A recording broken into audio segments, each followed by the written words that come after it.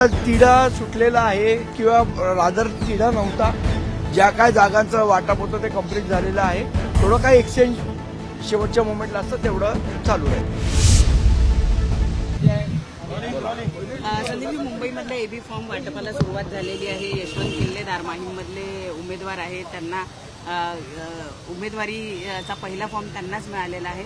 कशा पद्धतीनं झाला जागा वाटप आणि आपली काय प्रतिक्रिया आहे? जागा वाटपाची प्रक्रिया जवळजवळ 99% पूर्ण झालेली आहे आणि एबी फॉर्मचं वाटपही आमच्याकडनं सुरू झालेलं आहे.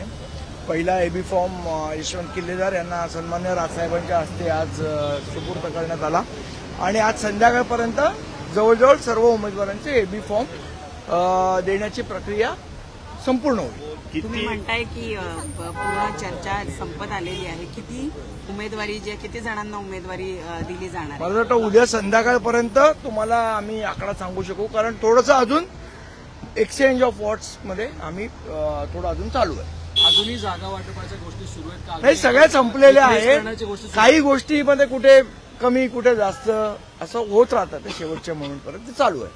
पण काही अडचण काही नाही आहे त्याच्यात. एक्सचेंज ऑफ थिंग्स चालू आहे. माहीमला घेऊन अजूनही काही माहीम मधल्या एखाद दुसऱ्या जागांना घेऊन अजूनही काही चर्चा सुरू आहे? नाही,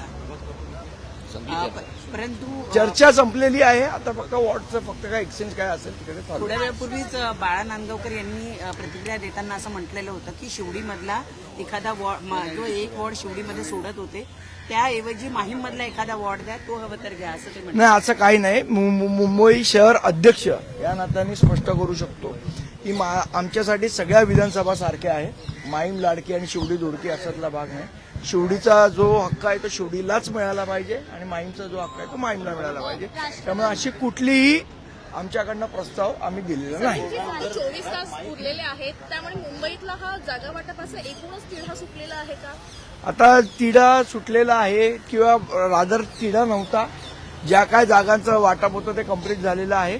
थोडं काय एक्सचेंज शेवटच्या मोमेंटला असतं तेवढं चालू राहील. आपण बघतोय की शरद पवारांसोबत तुमची चर्चा सुरू होती, मात्र शरद पवारांनी जी खेळी खेळली आहे, काही लोक त्यांचे अजित पवारांकडे पाठवले, काही भाजपामध्ये जात आहेत, जसं राखी जाधव. ही शरद पवारांची खेळी मानली जाते ठाकरे बंधूंना कुठेतरी शह देण्यासाठी. शरद पवारांच्या खेळ भल्यानं समजत नाही, मार का लहान कार्यकर्त्याला कुठनं काय. तर आज भाजपाची यादी आलेली आहे, जवळपास 10 ते 12 अमराठी उमेदवारांना 20 उमेदवार अमराठी आहेत. त्यामुळे येणाऱ्या महानगरपालिकेत महापौर मराठी होईल असा दावा ठोकणारे भाजप यांचा खरा चेहरा या यादीनंतर समोर आलाय.